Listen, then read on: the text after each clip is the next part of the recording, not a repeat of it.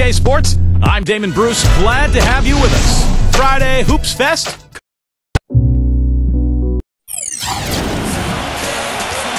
And now a quick check of our starting lineups for both teams. First for the Spurs, Parker and Danny Green are your 1 and your 2. And in the middle, out of Brazil, taken with the 28th pick back in 2008, the 6'11 pivot man, Thiago Splitter. Then there's Kawhi Leonard, and it's Duncan in at the 4. And for Miami, Chalmers and D-Wade are the guards. And playing at the 5, the always versatile 6'11 star big man, able to score inside and out, Chris Bosh. And it's LeBron James, and it's Haslam in at the 4 spot. And so it's the Heat hitting on the board first. Green passes to Splitter. Kicks to Parker. And it's D-Wade with the rebound. Hey, last season Chalmers missed a game-winning shot. That happens to a lot of guys in this league, but what he did the next game is of note. He made 10 threes in arguably his best game ever, as he set a Miami Heat team record for makes beyond the arc. And Mario Chalmers grew up in Alaska. Not too many NBA players hailing from up there, taken with the 34th pick back in 08. He's played his entire career with the Heat, and really it was a perfect situation for him when LeBron arrived, because he's a kind of a combo guard. He plays the point, but he's an excellent spot-up shooter. He can play off of LeBron and really play well. Well, this is how you completely rattle an opponent's rhythm. Yeah, you know, such terrific on-the-ball defense to trigger the transition opportunity. And it wasn't just a tough D, it was the exclamation point they put on the fast break with the slam. Doris Burke has an update for us. Doris? Yes, Kevin, I spoke briefly with Eric Spoelstra. I asked him what they needed to key in on defensively, and he said, well, we've got to limit penetration by Tony Parker. He's really the, quote, head of the snake, and with his floater, he doesn't need to get all the way to the rim to score. It's crucial that we do our best to keep him outside the lane. Guys, that's no easy assignment. We'll see how much success they have defensively. Great. Thanks for the report, Doris. Splitter, that's good.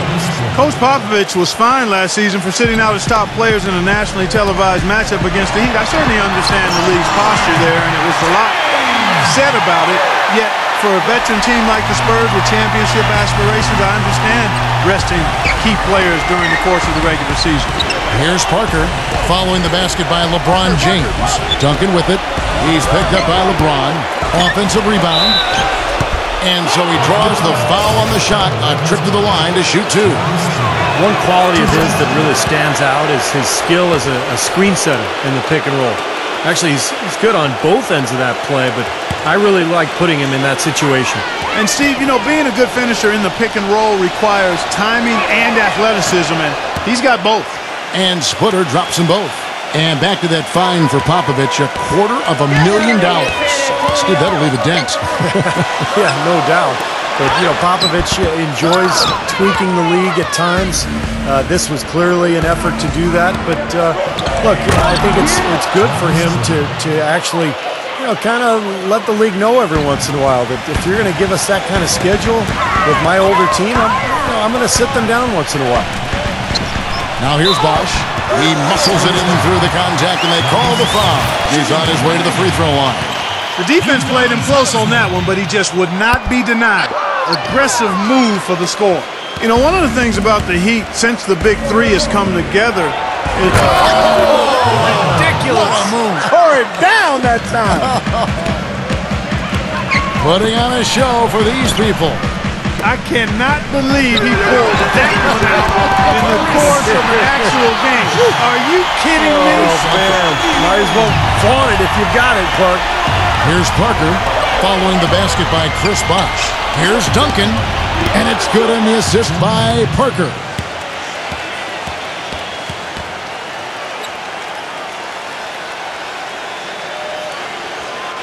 The Heat have gotten 6 or 7 shots to fall in the first quarter. They're off and running. Wade kicks to Haslam. Gets it to go. Haslam's got his second bucket of the game to go.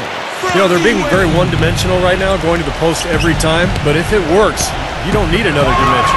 Well, they're taking this defense to task, quite honestly. Every one of their last 10 points have come in the paint. Beautiful feed off the bounce to his teammate there. Nicely done. That's flat out embarrassing. Out out of bounds. Miami takes possession.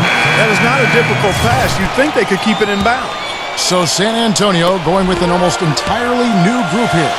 You know, the more you watch Kawhi Leonard play, the more you realize that he is the perfect fit for the Spurs. I mean, he just looks like a Spur, and he's only been in the league a couple of years.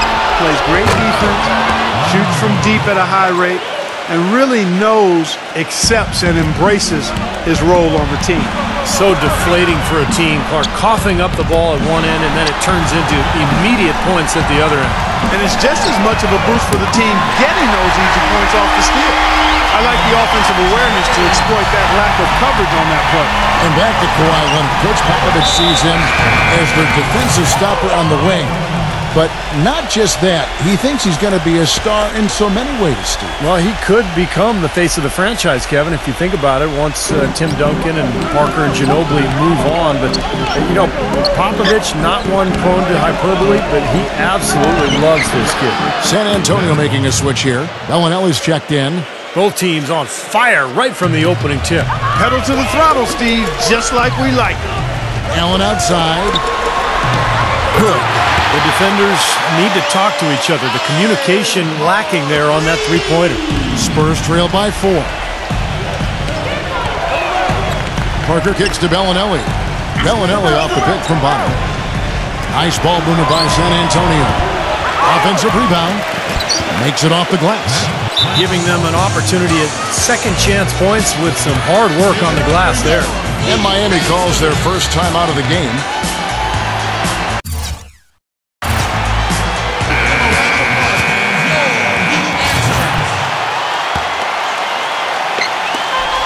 We've got 1:13 left here in the opening quarter. You know, Heat head coach Erik Spoelstra worked his way up from the very bottom in that organization. I mean, he got his start as a video coordinator, and through years of hard work and dedication has really become an outstanding coach. Little touch of class there, guys. The end of that play with the finger roll. And it's going to be out of bounds. The Spurs will take it.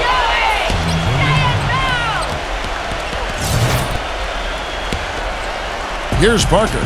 And back to Coach Erik Spoelstra as a guy who got his start as a video coordinator, picking the game apart. Steve, he's very comfortable with the new advanced stat movement, analytics in the NBA. Yeah, and I've had a chance to speak with him quite a bit. He says that the way they use advanced stats is just as a conversation piece in the coaching room. Their analytics department will bring them various information, and it will force them to ask questions, which is very healthy for a coaching staff to do. Here is Anderson following the score by Tony Parker. And here's LeBron outside, kept alive. Here's Battier, and the layup's good off the glass. Boy, they keep hammering away at him inside, forcing that ball into the paint. Smash mouth basketball. Yeah, and it's a strategy that has served them well in this opening half, Clark. Now here's Parker. Passes it to Bellinelli. Rebounded by Battier. And here's Anderson with the lead pass. Trying to find Battier. He's got it now. And the dunk to finish it off. A beauty. Some hang time on that rim. Puts a little whipped cream on that angel food cake there. it's a tight ball game. And those displays of strength, Clark, can get one team rolling. Agreed. Oh, boy. Whipped cream, cherry on top. It always comes back to dessert for Clark. And as we return...